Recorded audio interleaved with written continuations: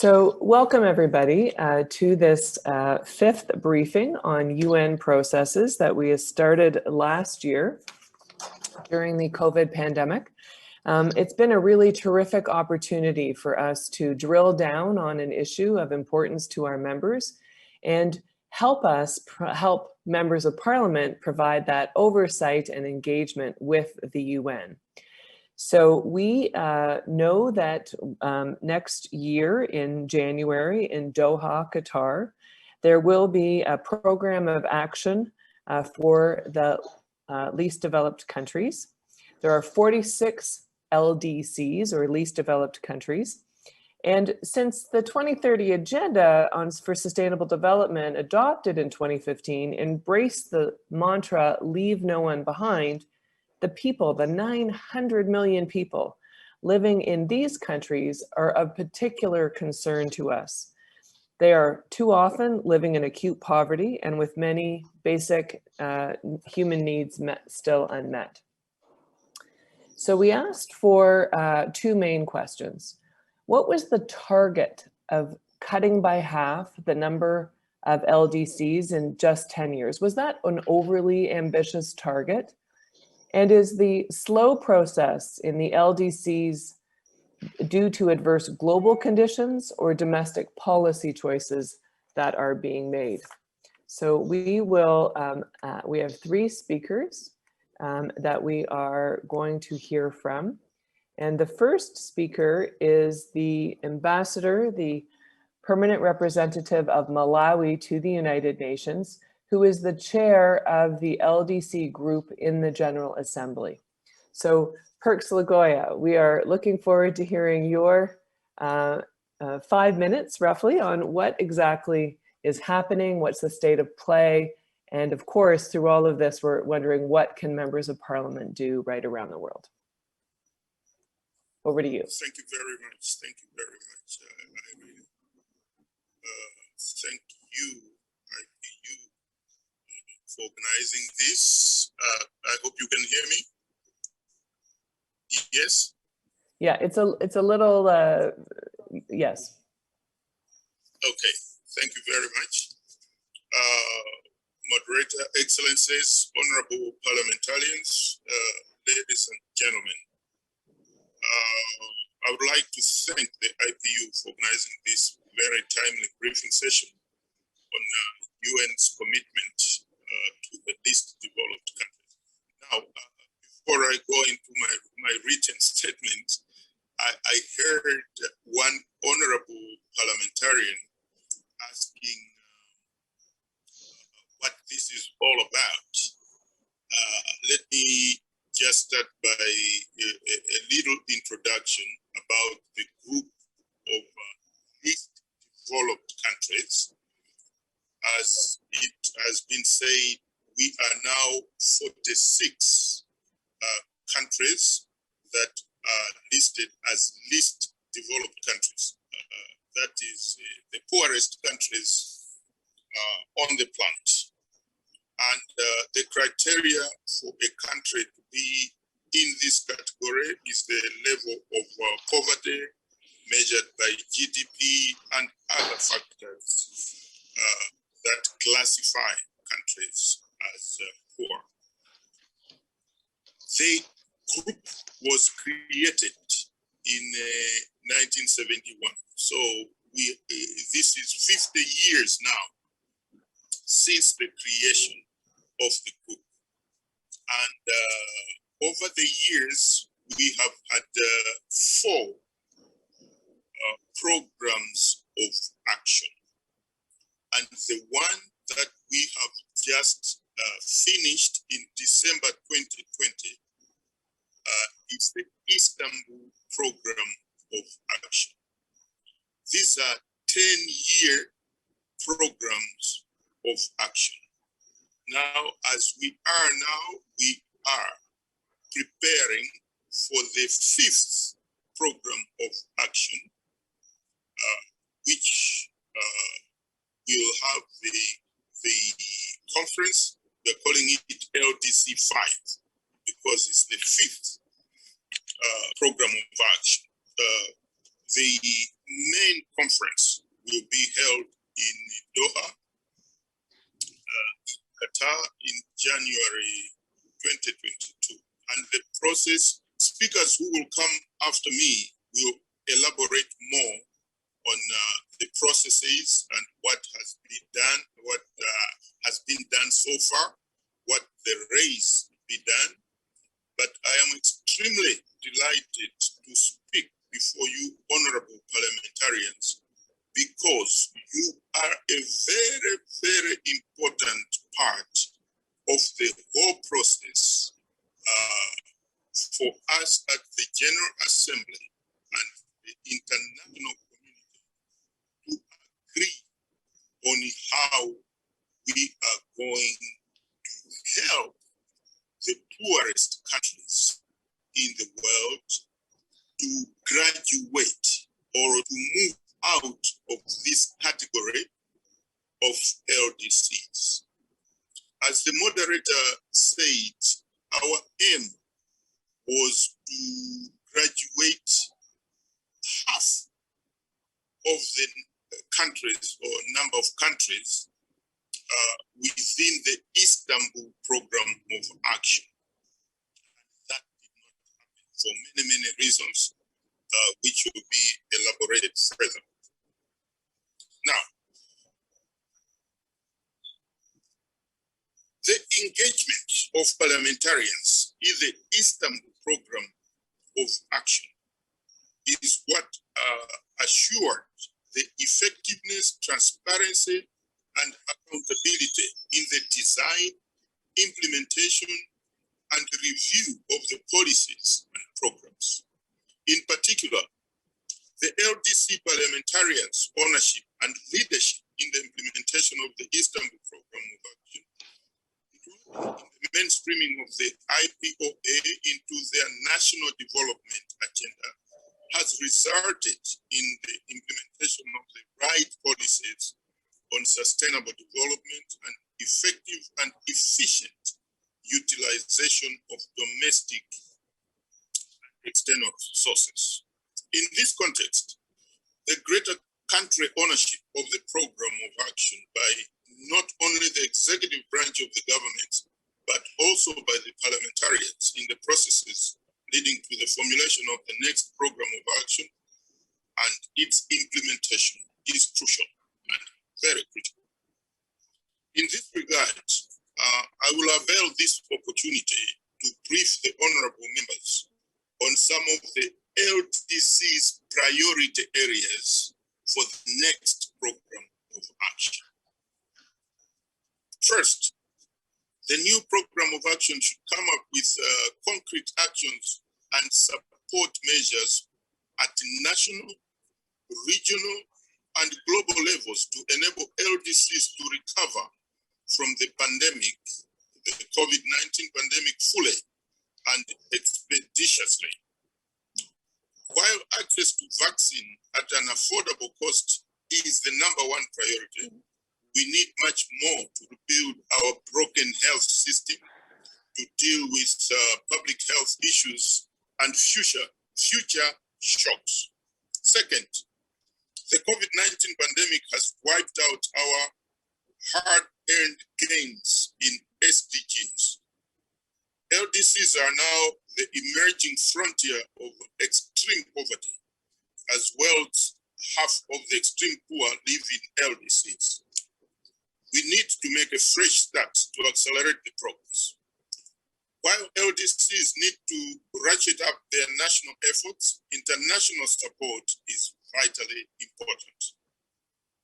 While reaffirming and implementation of the existing commitments are critically important, we want to see new measures, new tools, and areas of support and measurable targets to translate the promises into action. Thirdly, climate change and associated natural disasters are taking a heavy toll on the lives and livelihoods of LDCs. If we cannot build their coping capacity, LDCs will continue to lose their gains by recurring shocks and crises. The new program of action should be tailored to build resilience of LDCs against future shocks and crises. Accessing to funding, technology, and renewable energy is urgently needed. Fourth, the pandemic has highlighted the importance of digital technologies and e-commerce as a tool for continuing economic activities during the crisis. The next program of action should bring specific menu options and support measures to build digital infrastructure and a knowledge and technology-based societies in LDCs. You honorable members, you know very well that in our poor countries, school kids were not attending classes because they didn't have the technologies, the iPads, the laptops that other children in richer countries have. This is vital. And in a country like my own country, Malawi, a lot of girls who were not going to school ended up getting pregnant, early marriages, and this is a big disruption to our societies. Fifth, it is encouraging that the issue of graduation has moved from the periphery to the center of the global development debate, as a large number of LDCs are in the graduation process. We need to build a new architecture of incentive-based graduation package that will ensure continuity of development of graduated LDCs. Now, let me explain this. When a country is classified as LDC, there are incentives, be it in trade or otherwise, that the country is avoid. For example, the tariff-free regime, and for the EU, nothing but arms. Those are incentives that are given to LDCs. Now, when a country graduates, currently within a period of 3 years after graduation, those incentives are removed because it is taken that the country is no longer LDC and it is therefore better prepared to cope, which is not always true. And this is why graduating countries at times think that they are being punished for doing good enough to move out of the category of LDCs. So we need this to be rectified.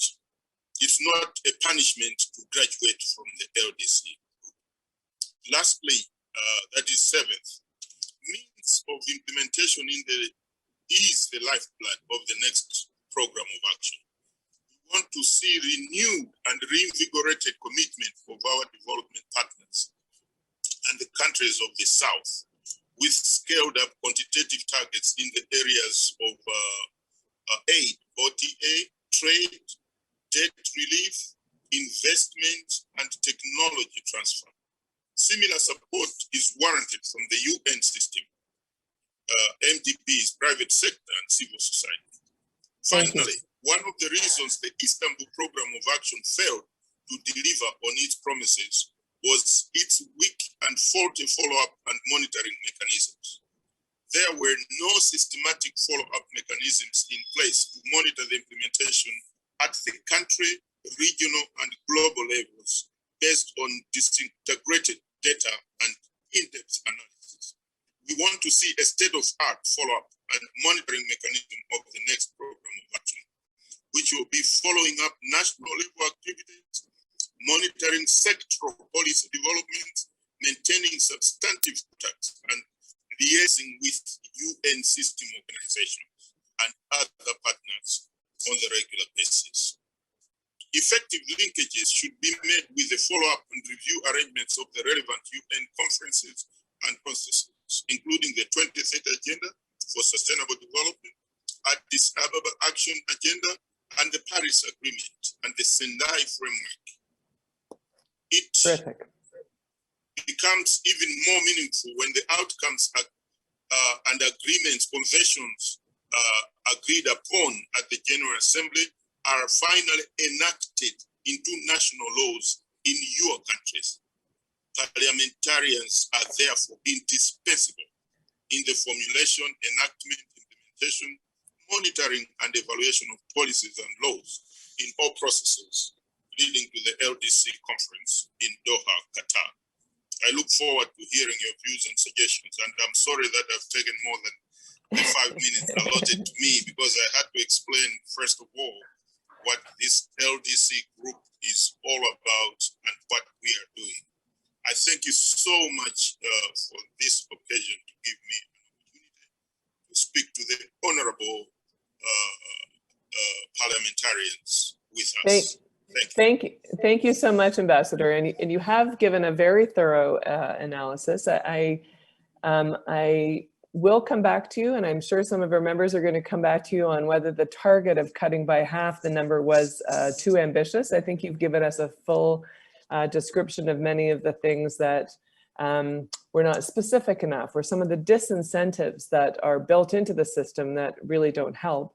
And maybe some people will want to ask some more questions about that as well. And certainly, I think you've outlined some of the adverse global conditions and domestic policy choices that countries have made. So lots of food for thought. And we will come back with questions, so don't go anywhere. We have you till 10, and I hope.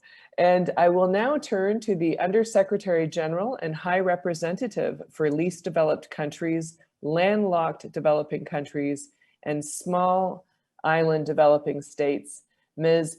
Yukatoma Chumu.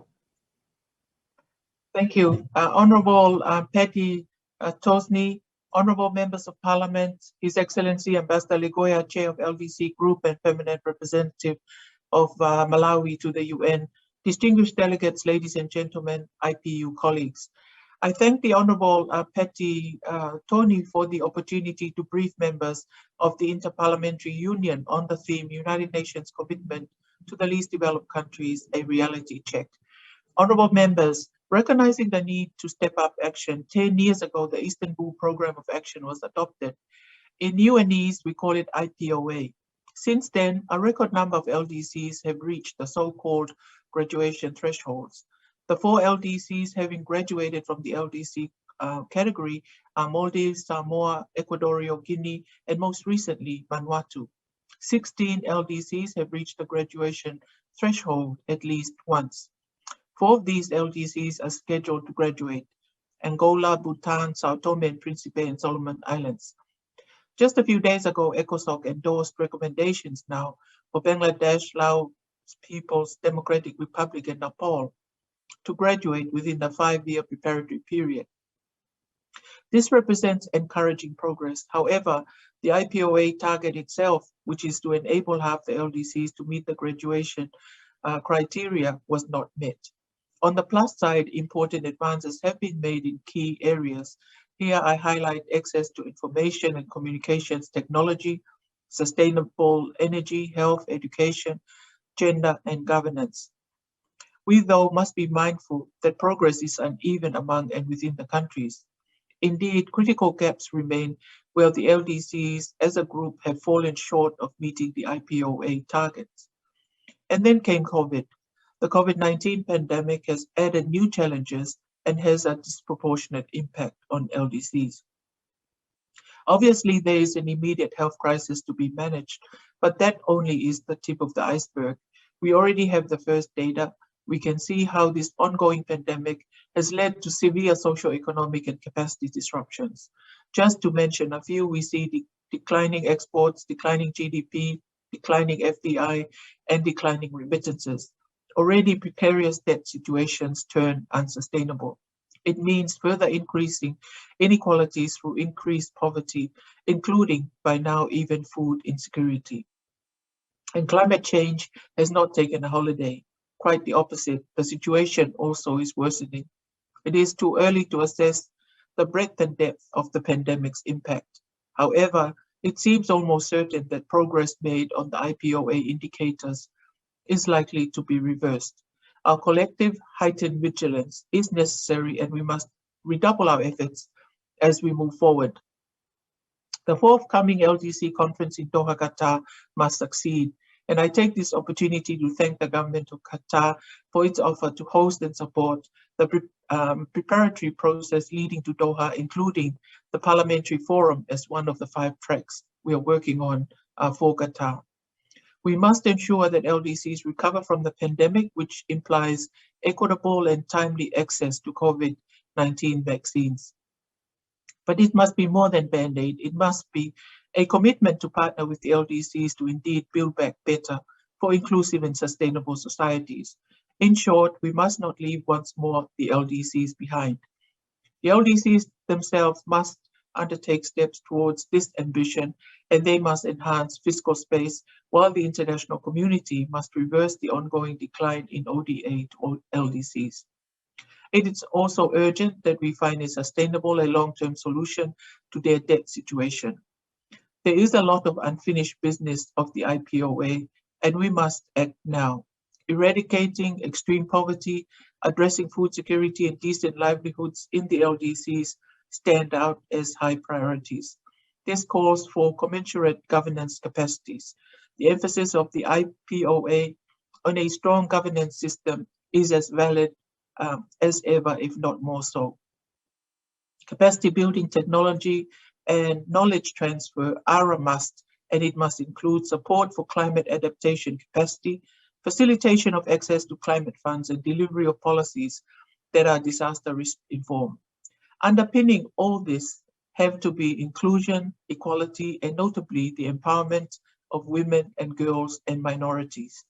We must partner to fashion and deliver on a new program of action that can build peaceful, just, and inclusive societies, societies that provide equal access to justice and that are based on the full respect of human rights. Lastly, with now a record number of LDCs meeting the graduation thresholds, we must step up support for graduating LDCs. This will take full support from development partners to support smooth transitions and strengthen United Nations support for graduating LDCs. Honourable members, a very strong start was made during the discussions at PrepCom 1 held here in New York from the 24th to 28th of May under the inspiring guidance of our co-chairs, Ambassador Fatima of Bangladesh and Ambassador Rai of Canada, and the entire PrepCom Bureau. The second and final session of the PrepCom will be held from the 26th to 30th of July 2021 in New York. The joint thematic event of the General Assembly and ECOSOC on diversifying the financing toolbox to enhance investment in LDCs will be organized on the 18th of June. The Asia Pacific Review meeting is still to be scheduled. It will be hosted by the Government of Bangladesh, OHR, LLS, and NSCAP. At Doha on the 22nd of January 2022, the Shura Council and the IPU will co-host a dedicated one-day forum for parliamentarians to leverage their contribution to sustainable development in support of the priorities of the LDCs. The event is supported by OHR LLS. The forum will consist of a high-level plenary, an interactive dialogue, and thematic discussions on the priority areas relevant to the conference, including the role of parliamentarians. Parliaments are the voice of people, and it is a privilege for OHR LLS to join hands with the parliamentarians and the Inter-Parliamentary Union in this task.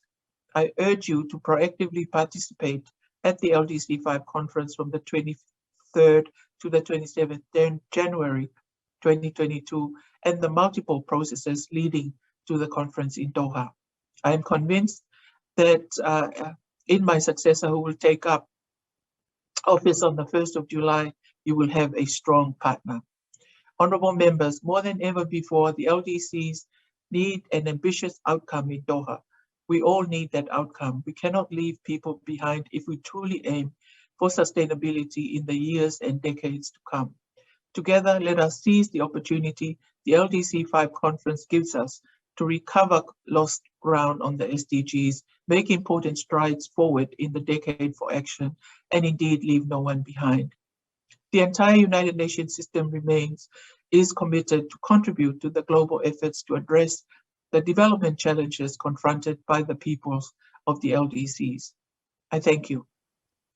Thank you so much, Undersecretary General. And it really has been a challenging time for you over these past few years, and certainly the last year.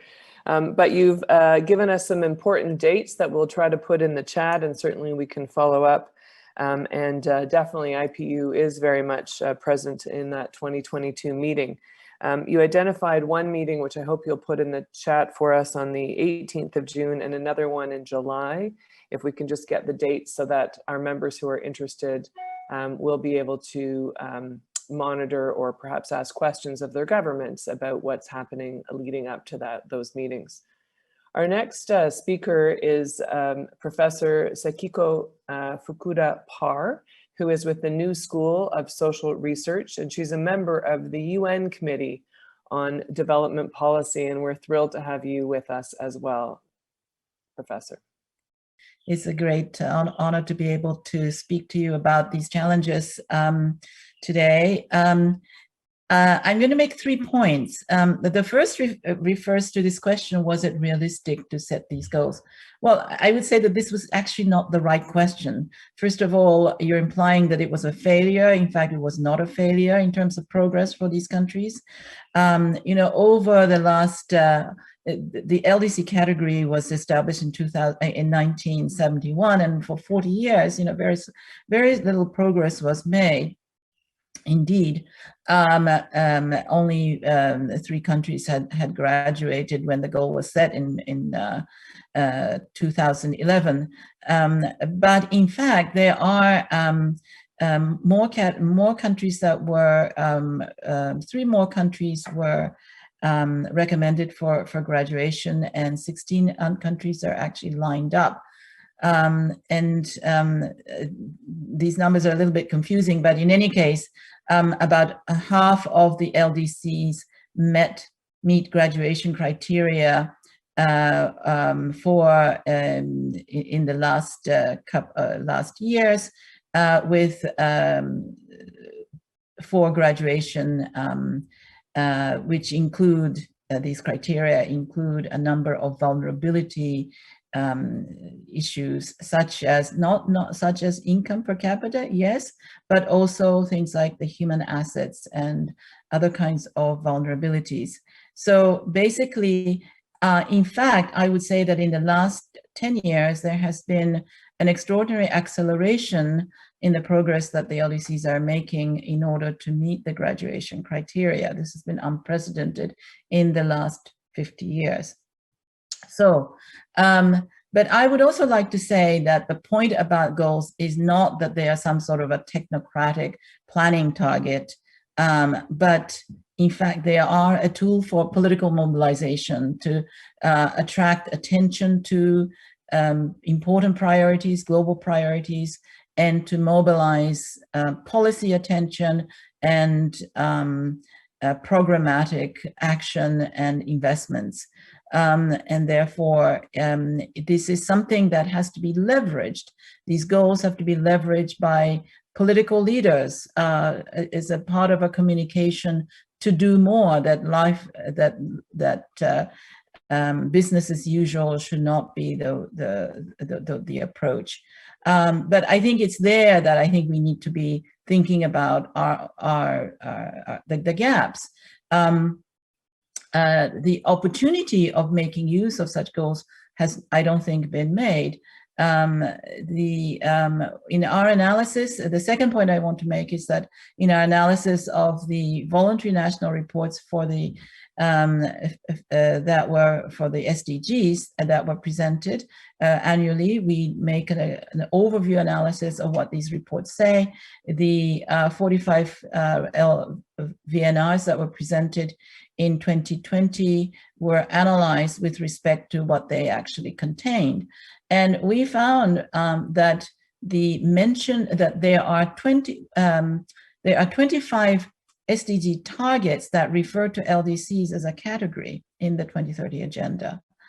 But in fact, most of these are what we call orphan targets that nobody reports on. And in fact, of the many of the LDCs, that there are 14 LDCs out of the 45 countries whose VNRs we analyzed, and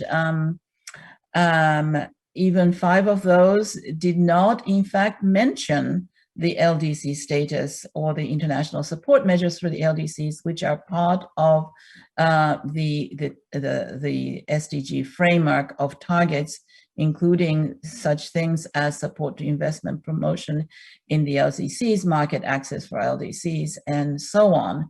There are indeed 25 such targets, and I think it is up to both governments as well as partners, whether they be international organizations or other non-LDC countries or civil society or the private sector, to leverage those goals and targets and actually mobilize attention and action on them. The third point I want to make is about the question about whether it's domestic policy choices or global conditions, and refer to the fact that obviously it is both of those areas, and I'd like to emphasize what has already been emphasized by previous speakers, the important challenges that we face in the pandemic. But our analysis of the pandemic also shows that all of the structural conditions, the structural factors in the international economy actually are the sources of the continuing inequalities that leave LDCs behind.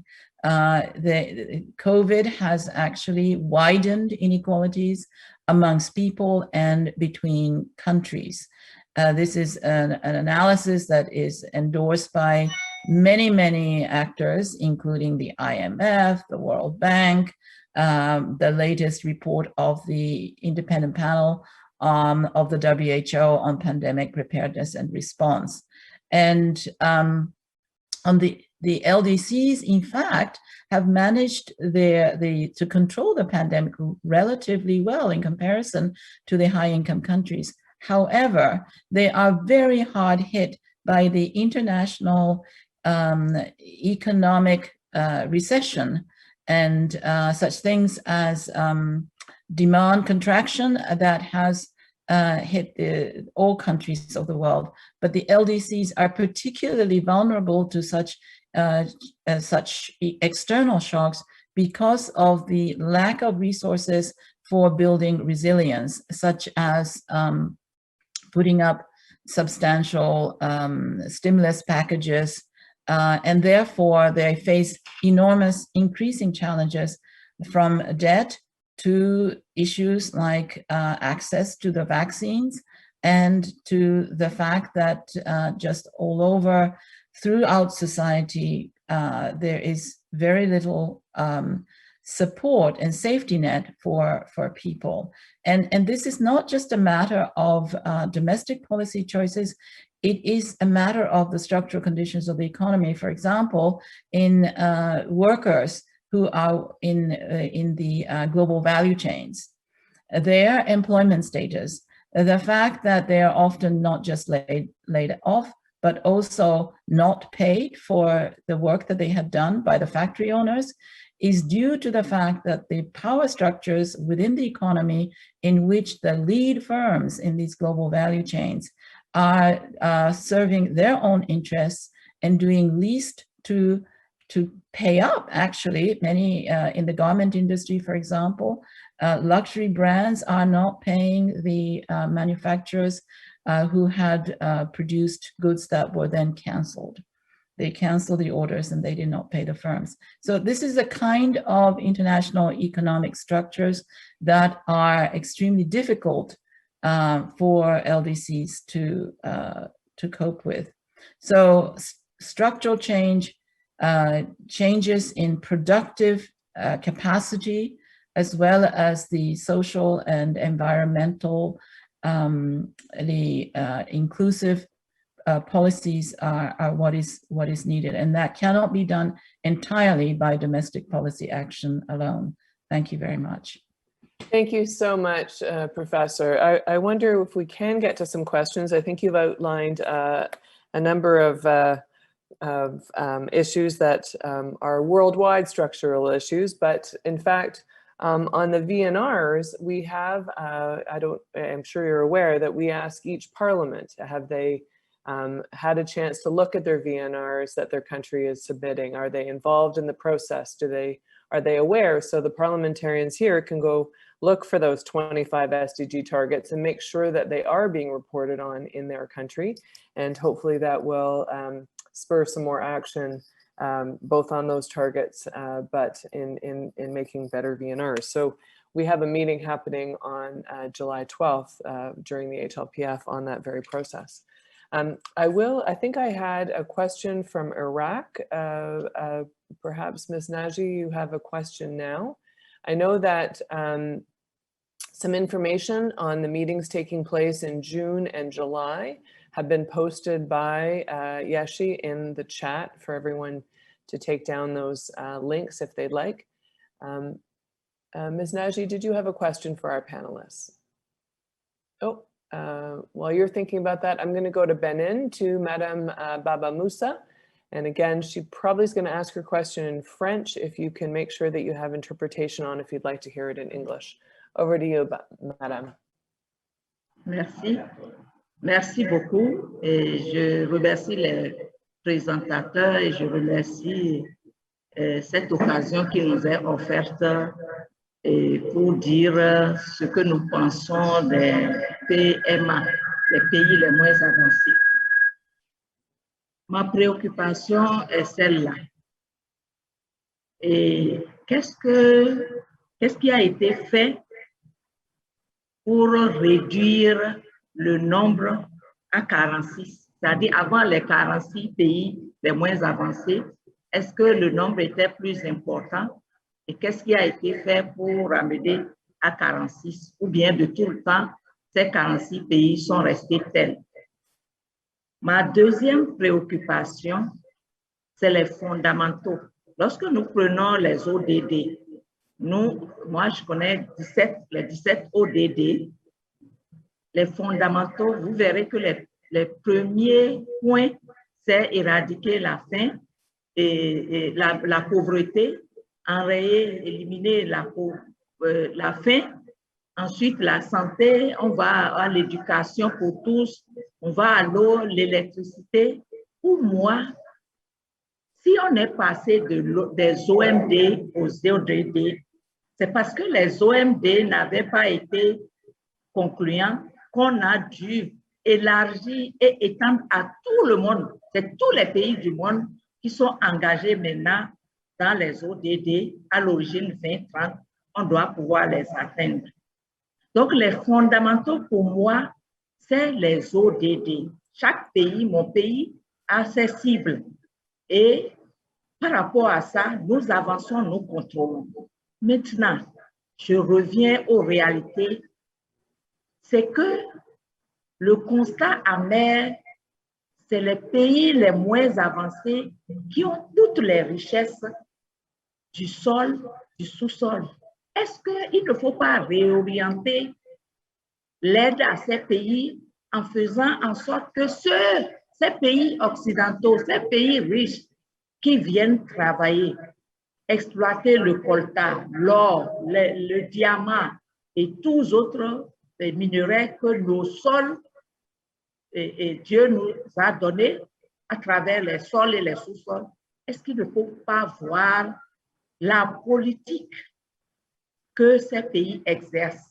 Parce que la main-d'œuvre, elle est presque gratuite, parce que le coût, quand vous faites le prix que ça coûte à ces pays par rapport aux mêmes produits qui sont transformés et nous reviennent 10 à 100 fois plus cher, moi je pense qu'au-delà de ODD qu'on va observer, au-delà de toutes les aides que les pays occidentaux peuvent apporter au PMA, il faut revoir sur le plan de l'exploitation de nos biens, tant du sol que du sous-sol. C'est un apport que je voudrais faire parce que nous sommes en train de chercher les voies et moyens. Et je peux vous dire, quand je pense après la Première Guerre mondiale, la misère exécrable que les pays occidentaux ont connue, et en moins d'un demi-siècle, tous ces pays ont pu normaliser et dépasser même le niveau où elles étaient, que ces pays nous aident à appliquer ces mêmes politiques. On pense au plan Marshall, on pense à beaucoup de choses. Donc, à mon humble avis, l'aide doit être prévue. D'accord pour tout ce qu'on est en train de faire, mais mettons l'accent sur le plan commercial. Je n'occulte pas le franc CFA, qu'il n'est pas en fait une devise. C'est pas une monnaie en tant que telle, si bien que nos pays, en tout cas pour ces pays qui sont dans la zone franc, nous sommes très désavantagés sur le marché international. Moi, je crois que c'est aussi une piste importante qu'il faut voir. Je vous remercie. Merci beaucoup. I will now turn to Madam Dutta from Bangladesh. You need to unmute. Thank you. Good morning to all of you, Your Excellencies. This has been a very timely kind of intervention to work on the LDC's agendas. I'm a practical person, and considering the context of effect on pandemic globally, I think the whole issue on the SDGs agenda has been highly affected. So there has been the time which has been set for materializing the SDGs, particularly for the LDCs country and also the developing countries. I think we need to reconsider the timing, that is one, and particularly what are the agendas, because we should be concentrating more on the issues which has heavily affected, and we have to come out so that our word, our slogan for no one should be left behind. Here we see the huge bulk of the youth now who has been heavily affected. That's a huge group globally that who are out of schools. The education system has stumbled. And I think we have to come up with some alternative agendas, technologies, because we have to think about alternative kind of educational system. That's very important, number one, so that we can somehow balance, because the whole issue has like been beyond our control. We really do not know. It's so unpredictable. We cannot fix anything at this moment, none of us, even the most developed countries, but the least developed countries and the developing countries have been highly affected, and especially the girls here, and particularly the people who are at the grassroots level. So we have to think about the group, and we need to, I think, Your Excellency, that all of us must come up with some basic prioritization. What are the areas to be prioritized? And we cannot go beyond and beyond and beyond. We cannot now recover everything, but we need to prioritize, especially on the economic agendas, on the educational agendas, and absolutely on the health issues, so that the youngsters, I mean, that's my plea, that all youngsters must be vaccinated, especially in the LDC countries. So there should be the United Nations and the IPU can start dialogue with the developed countries that how, in what time, and the process, so that the issue of this vaccination is being ensured. And the issue of the issue of gender and governance, I think also is very important, so that the parliamentarians have some solid stake in this process. Thank you. And thank you very much. I congratulate you all for taking this initiative. Thank you. And of course, Yeshi has put some information on the LDC meeting, and you'll find some more information about the specific targets that Professor Fukuda Par talked about that are in the SDGs that are other areas of action, very specific things that countries need to do.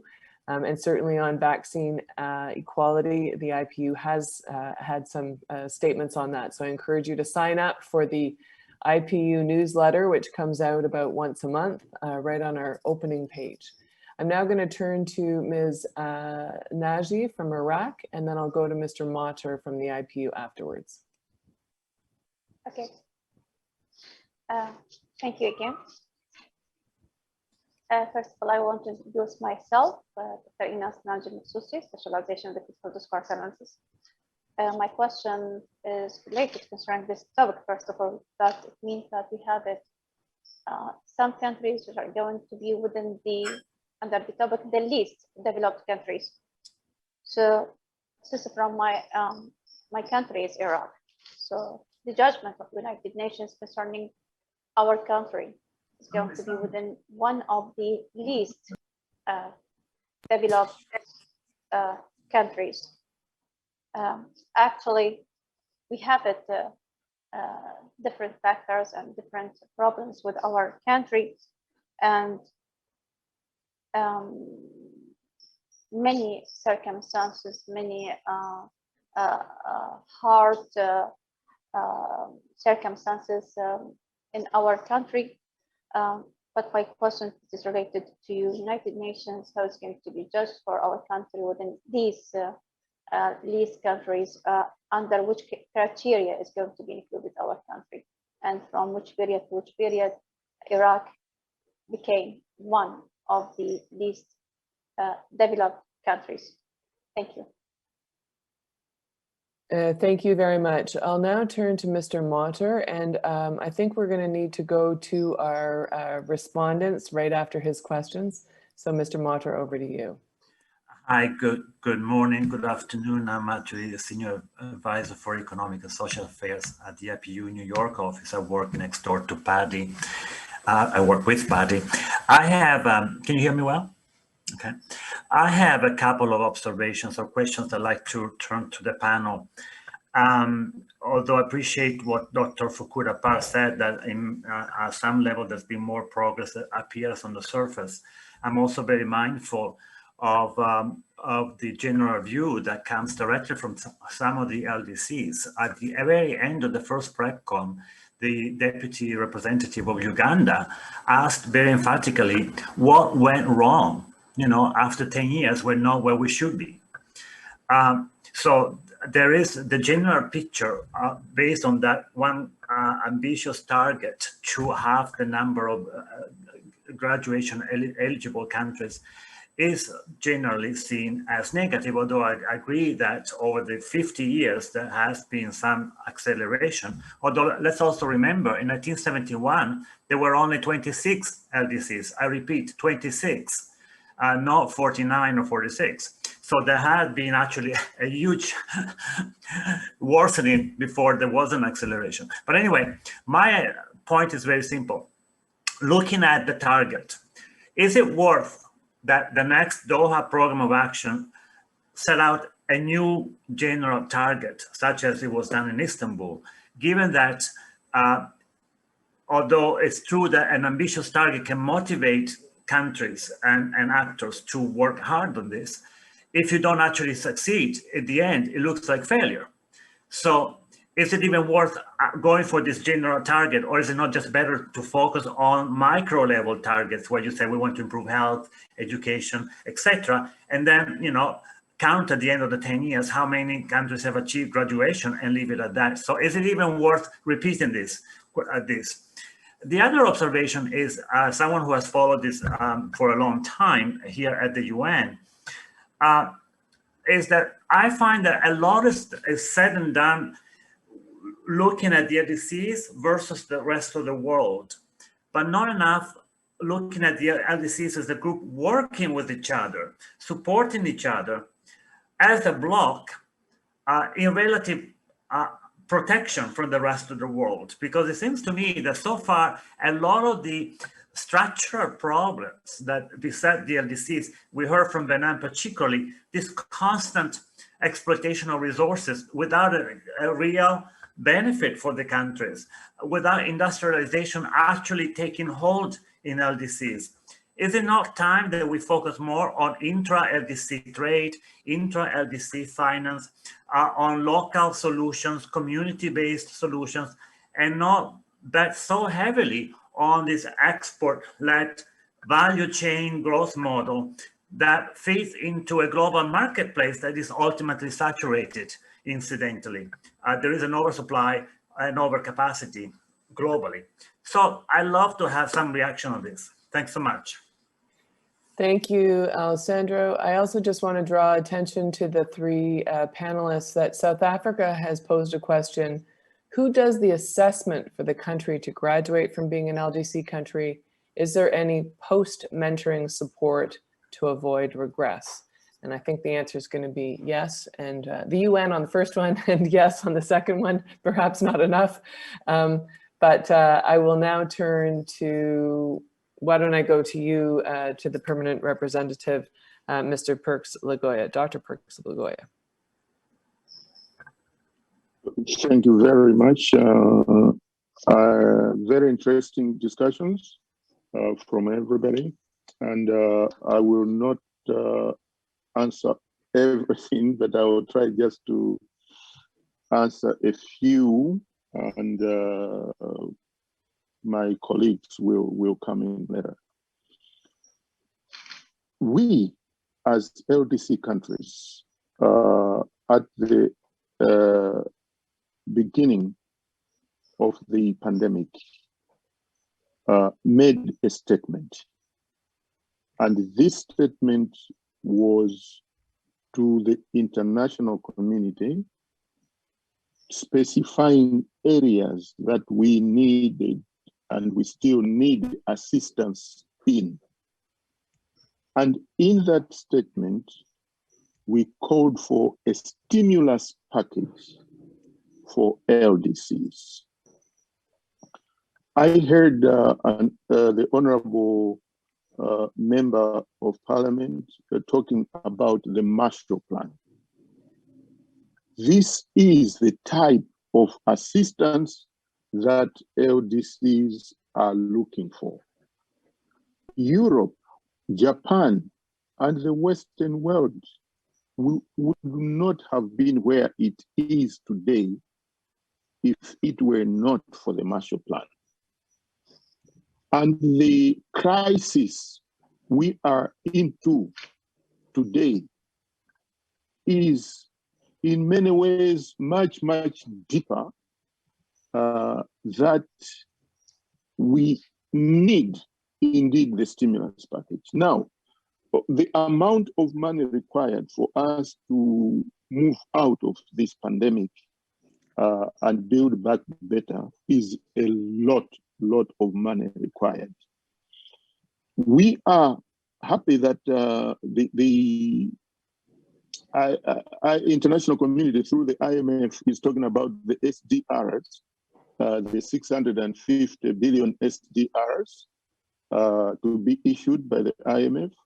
But when you look at the quotas of LDCs, you will see that the whole of LDCs will only receive, developing countries only receive 23 billion of that 650, because most of it will go to countries whose quotas are big in the IMF.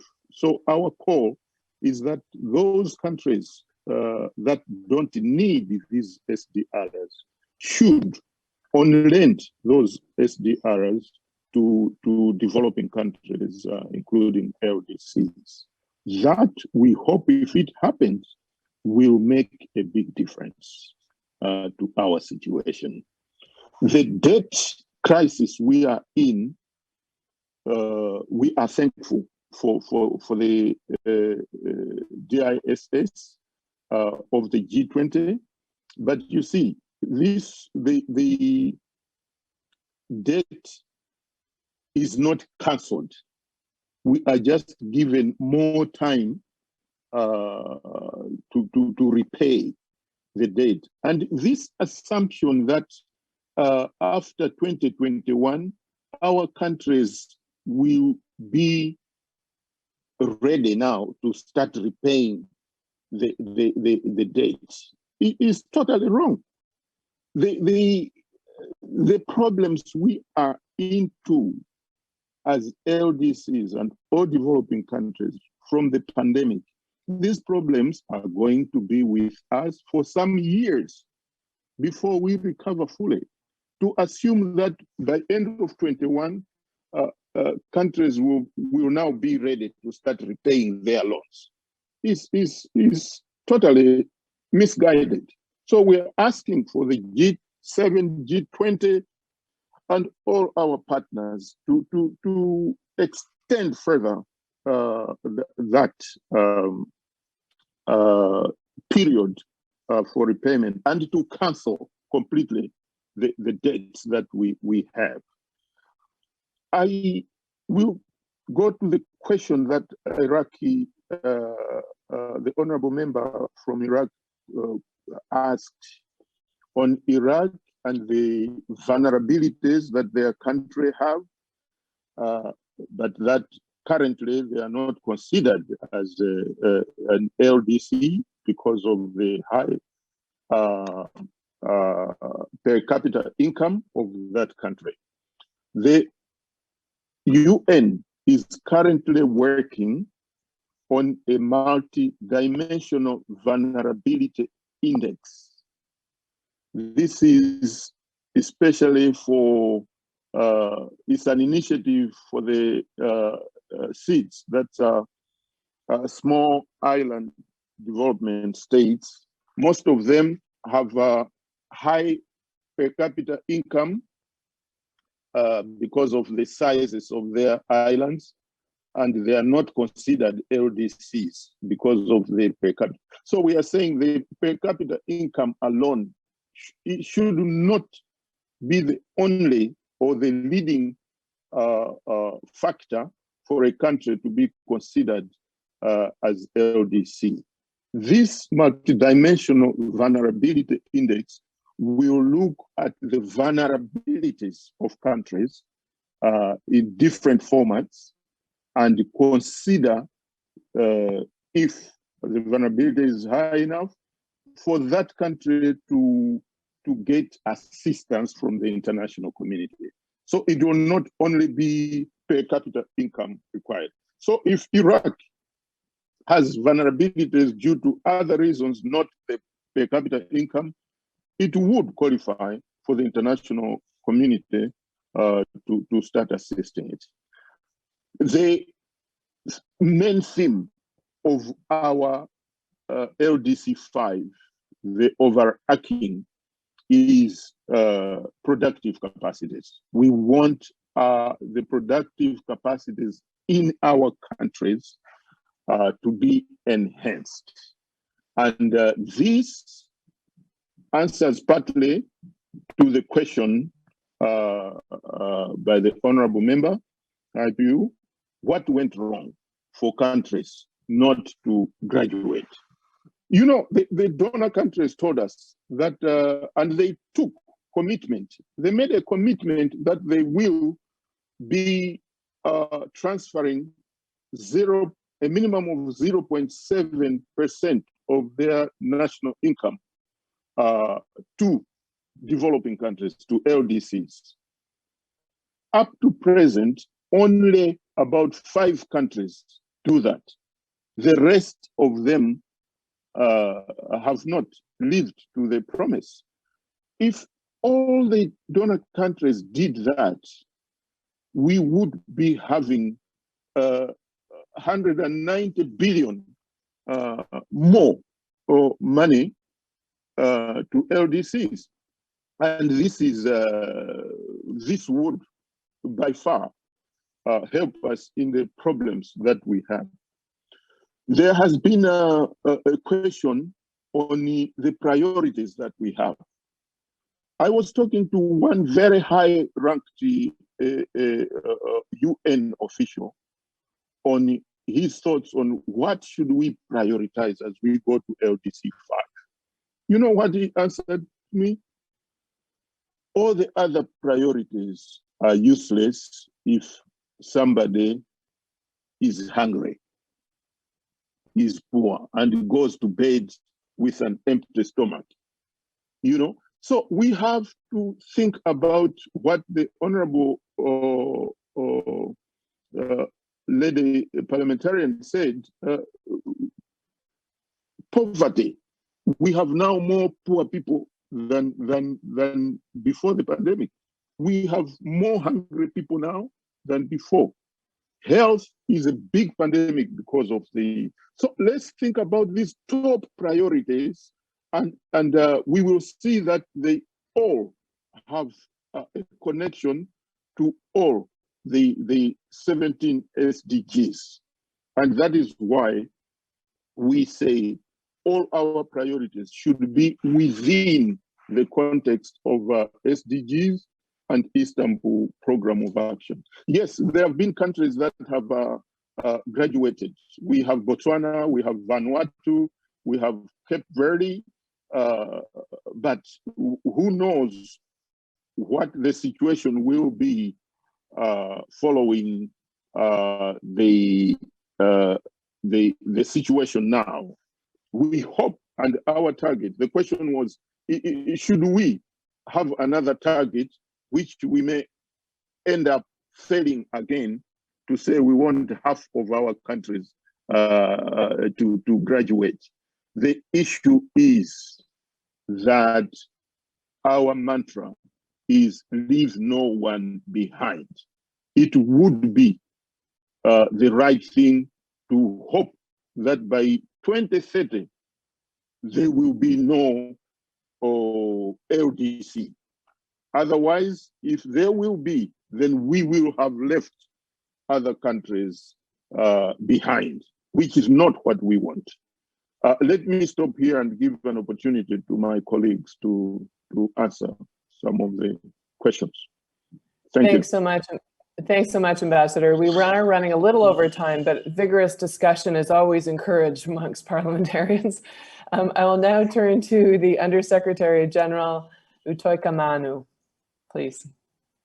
Thank you, Patty, and thank you to the representatives who made comments as well as raised questions. I think we fully take note of the comments and the questions. Just let me respond, to the comments by the representative of Benin and Bangladesh. I'll just group those two and just make some general observations here. Of course, the next 10-year program for the LDCs coincides with the last 10 years of the 2030 agenda. And, it's important that we also, in this new 10-year program, also take into consideration the impact of COVID. But I think it's also realistic that COVID is not the only shock that has impact on the LDCs. We talked about the climate change impact as well. So what is important is that the next 10-year program takes into consideration COVID, but also looks at the whole subject of building resilience in the LDCs to cope with future shocks as well. So there really, three elements in the new 10-year program. First is taking into full consideration the impact of COVID. Secondly, is looking at the unfinished business from the Istanbul program of action, and poverty, education, health, productive capacity, and some of the other priority areas are leftovers from the IPO, unfinished business of the IPOA. And then thirdly, it also looks into new and emerging issues since IPOA, because we're dealing with different environment right now. So some of the priorities have shifted. And not only the priorities have shifted, but also some of the solutions or possible potential solutions have also, with new initiatives and new thinking, have to be taken on board. And in the inclusive process that the preparatory process for LDC 5 is involved in, we have the parliamentary track, which we had for IPOA, and we have the private sector track and the civil society track. And then a new one that we have included also is the youth track, and that was also emphasized by the distinguished representative from Bangladesh, because we also recognize, the mantra that the youth have been saying, nothing about us without us. So we are including the youth, this time around. And then our fifth track is an academic track. Which is also a new track in the preparatory process for LDC 5. We've asked researchers and academics in the UN membership to put in some new ideas on how to deal with some of the priority areas of LDCs. And when we made the call for papers, we received 1,000 papers, and half of those papers were written by researchers and academics from the LDC countries themselves. So this academic conference is taking place, I think, towards the end of September, early October. And then, of course, gender and governance has been said. That's really important. That's also included, and trade from IPOA, which continues to be an important element. Now, I will group the questions and comments made by Iraq, Alessandro, and as well as South Africa under the graduation. So the graduation, who does the assessment? It's the Committee on Development, CDP, that does the assessment, and some of the technical work is undertaken by UNCTAD. And so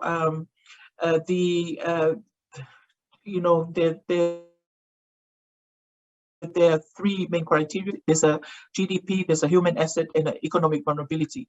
And if you meet two of the three criteria, then you graduate. Or if you double your GDP, then you graduate automatically. And so you have to meet these the criteria at two reviews. So the reviews are done every 3 years. Criteria at two consecutive reviews, and then you are in the pipeline for graduation. And one of the things that we have also learned and responded to through this graduation process previously, with all the 4 countries that have graduated. Once you graduate, we say, okay, you've graduated. It's like you're thrown in the ocean, and that's it. But we recognize also the experience of these countries post graduation, that they do need support. So we have set up a mechanism. We have a graduation task force, which is chaired by my office, and has all the UN agencies that are involved in graduation work working together, so that they can provide support to graduating countries with a transition strategy, so to ensure that the transition is smooth, and then also post graduation support. So we've been advocating for standardization of graduation, post-graduation support across all UN agencies and international organizations, international financial institutions. Some institutions give no support, some give 3 years, some give 5 years, but it would be nice if all these relevant stakeholders provide 5 years support, continue to provide 5 years support post graduation.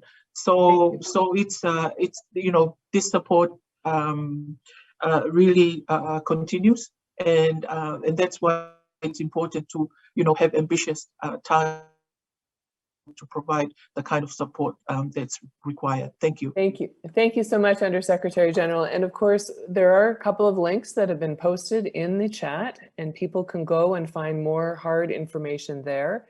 And that will help them prepare for the meeting in July, as well as for the meeting in January, where IPU will be fully engaged. You mentioned academics, and certainly we are very thrilled again to have some concluding comments from Professor Fukuda Parr. Over to you for the wrap up. Well, thank you very much. I can only wrap up from my own perspective, but this has been a very interesting discussion, and I just want to respond to this sort of fundamental question about the LDC's graduation, the prospects, and so forth. And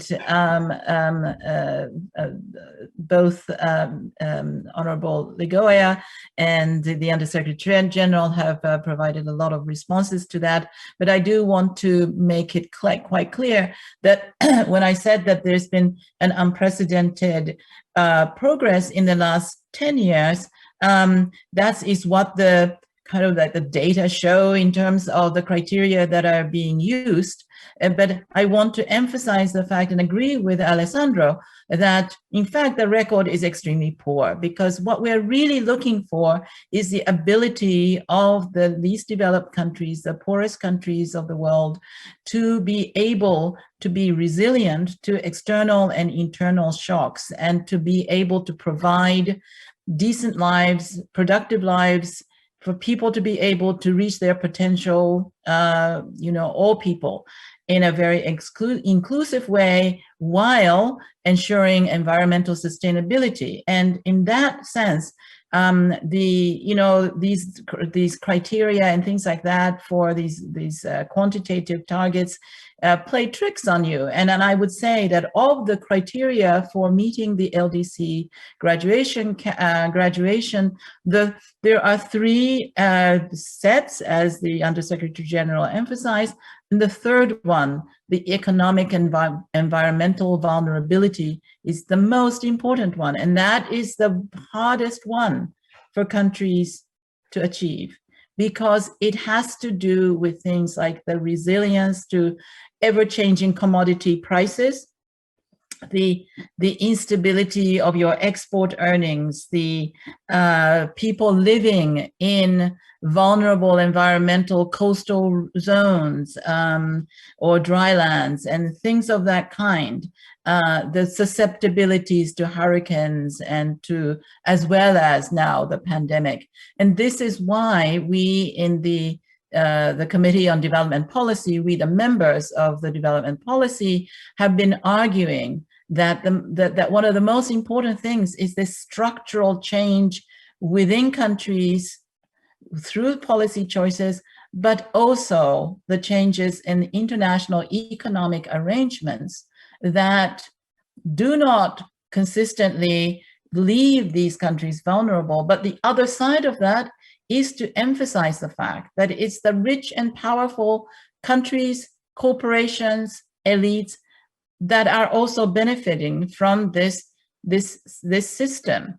So I hope that en réponse à l'intervention de Madame la représentante du Bénin, j'espère que vous allez bien voir que l'objectif numéro 1 de ODD s'agit de renforcer la mobilisation des ressources, en particulier pour les pays les moins avancés. Hein? Et c'est là, en blanc et noir, on écrit dans l'agenda ODD. So, and that means not just charity, that's not just charitable ODD, not just charitable development aid, but structural change. And I hope that things like the initiative to ensure the payment of taxes that was just agreed at the G7 for a minimum corporate taxation, the fact that some corporations don't pay any tax, and particularly to the LDCs, I think that is, again, the kind of opportunity that I think that the multilateral agreements can open up, but that countries need to just go after and benefit from. So, you know, just as Benin has to benefit from the resources on the soil and under the soil, I think all countries need to go after the opportunities that are created and opened up by these international frameworks. Thank you very much.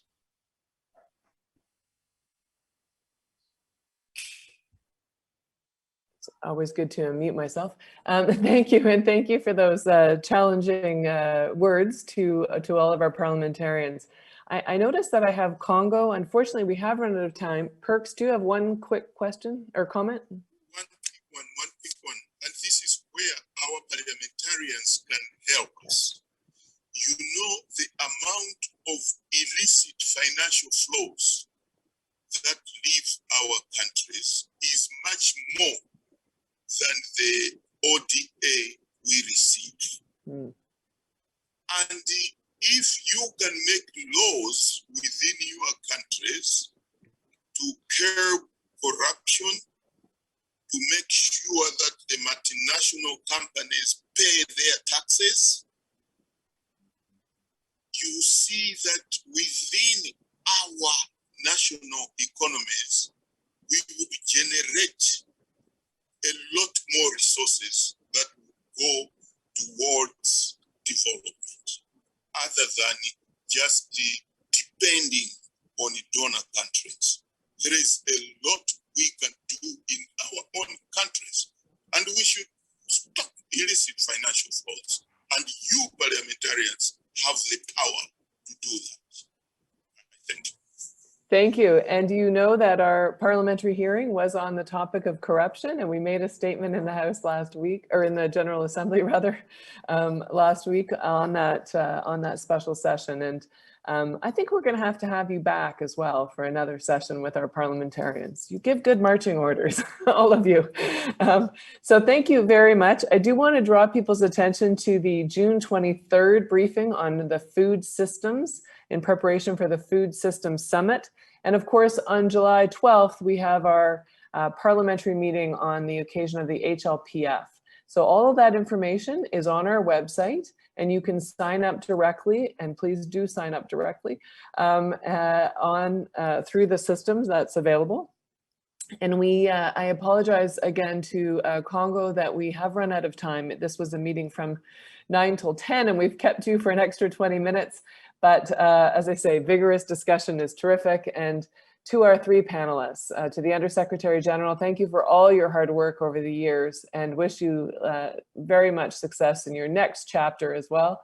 And to Professor Fukuda Par for always being there for us as a panelist and vigorously engaging as well. And for Perks Lakoya, your first time with us, but hopefully not your last. And we wish you much success in your work leading up to the Doha Summit. So thank you to all the parliamentarians who participated. And again, there is information in the chat. If you quickly go in there, you can get information on directly on LDCs and on the processes coming up. And we'll try and reach out if you need that as well. Thank you all very much. Wishing you good work and good legislation and good policy and lots of courage as you tackle these issues. Thank you all very much. Take care. Bye-bye, everybody.